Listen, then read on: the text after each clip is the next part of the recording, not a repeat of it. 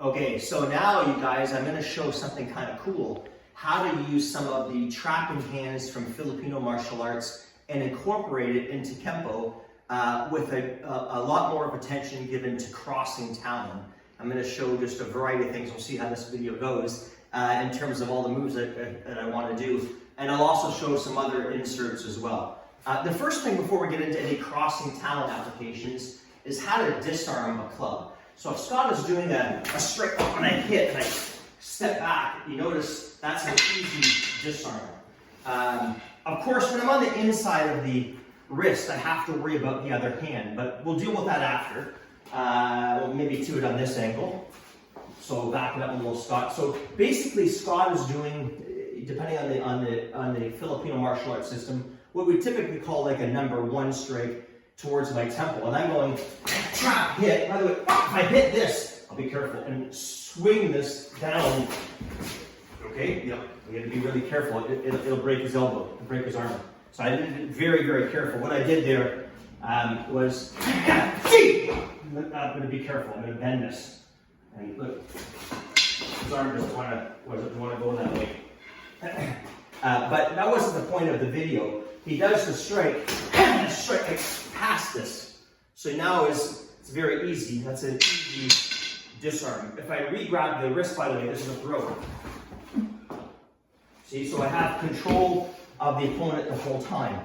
We do it one more time. We did the strike. Maybe I hit high. I passed that, and that's the disarm. I go into thrusting salute. I've got like all kinds of options from Kenpo. If I'm stick on stick, and he does that same strike, and I hit, this is also a disarm. You can see I did the same move. I'll do it from this angle. Where he struck, I hit him with the puño, I passed this, and I produced that disarm. Okay, of course now I have a club, I can do all kinds of nasty things. But what I was going to say was, the weapons rule is to control the weapon, disarm the weapon, and then use their technique. But in American Kenpo, a lot of our weapons techniques, club, knife, gun, are done for category completion purposes. And we often continue to strike and strike and strike while the opponent still has a weapon. Of course, the counter argument to that would be that some people will say, well, we shouldn't be holding the club or the knife or what have you after you hit them so many times, but that's a big assumption. So if we can disarm it early, that's even better. Now, what I also want to show here is how we can apply crossing Talon, for example. So if I did this and hooked this is a lock. You notice where I'm at. And of course I would disarm the club. Maybe drop an axe kick. I got all kinds of options. We'll use this one. So what I did there was he did a strike, and I hit him. Okay, I could disarm the club, we know that. Or, and I just hooked this.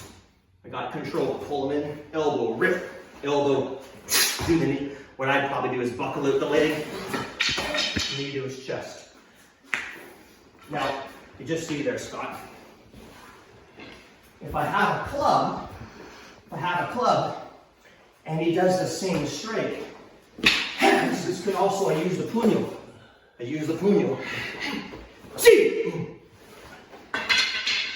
So what I did there was no different if I was empty-handed. He did the strike, see, I hit, the puño was hooking. Look. Got him, pull him in. Everything that you already know. You okay, Scott? Yep. So it's basically crossing Talon. If I want to go a little farther with this, maybe we're on the inside, we put the stick down for a sec, and we'll switch rolls. He does the wild hook punch, and I hit him. Or maybe I didn't hit him hard, he throws that left hook. Ooh, sword of instructions right there. We'll switch. So he threw that wild pop. I didn't hit him very hard. Maybe I just glanced, so that left hand is going to connect. I think this angle's better. So I went, he threw it, got him. Got all kinds of Kenpo I can employ from there. Probably even better, rather than kind of leaning up when I kick, is just to break his nose, AKA shield and hammer. So he throws that punch, I hit, and they go, boom! We recognize where I'm at there. Watch this angle. I went, you throw that, boom! I'm in the same position. In fact, I even want to go a step further. Now this is choreographed. Because Scott bent just a little bit from the elbow, so he throws this, and oh, wait a minute. Unfurling crane. So we see how moves can be applied within that context. Do one more tricky one going back to crossing talon. Let's say Scott does a backhand strike. Now I use support, because if I just do this, right, the power of the strike, this isn't enough to support this. So what I do is I use the hand to check, and then I circle, look at this. If I want to inflict pain, I grind the knuckles just above the elbow. One more. So he did the strike here, circle this. And on this angle, he did the strike here. Got him.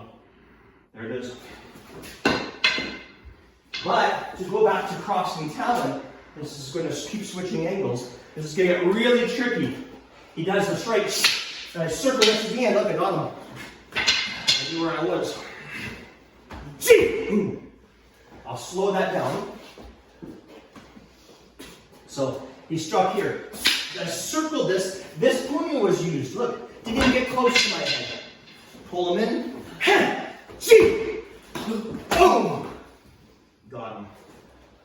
So you guys, the point is that sometimes we treat other martial arts as completely separate. But if you have some FMA training with the stick or the knife or both, you can use it to tighten up your Kenpo and learn how to defend against a weapon where you get rid of that weapon a heck of a lot quicker. So I hope you guys enjoyed that.